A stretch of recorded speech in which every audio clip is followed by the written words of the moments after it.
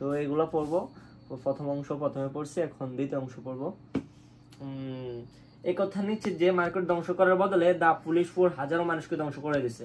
তারা বিশ্বাস করে যে ওইটাই বিনিয়োগের প্রক্রিয়া। 2000 সালে দা পুলিশ ফোর স্টেক ক্যাটারপিলার, ইস্টম্যান, কোডাক ও এমসিসি ও জেনারেল মোটরস 14% লোকসান দিয়েছে, যেখানে দাও দিয়েছে মাত্র 4%। উপরোক্ত উদাহরণগুলো দেখা যায় যে ওয়াল স্ট্রিটের বিয়ার মার্কেটের সম্মুখীন কখনো হয়নি। পোকার মতো চিন্তা। তো এসব তথাকথিত বিনিয়োগ প্রক্রিয়ার প্রত্যেকটি গ্রাহকের সূত্র আক্রমণ করেছে।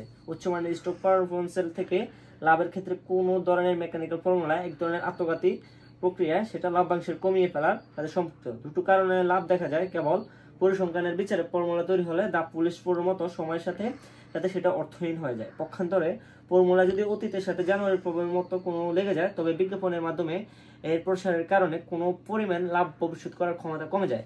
গ্রাহাম সবসময় সতর্ক করেছেন যে পটকাবাজি আপনি এমনভাবে হিসেব করবেন যেটা জাড়ো জুয়ালিরা ক্যাসিনোর দিকে তাদের যাত্রাকে হিসেব করে।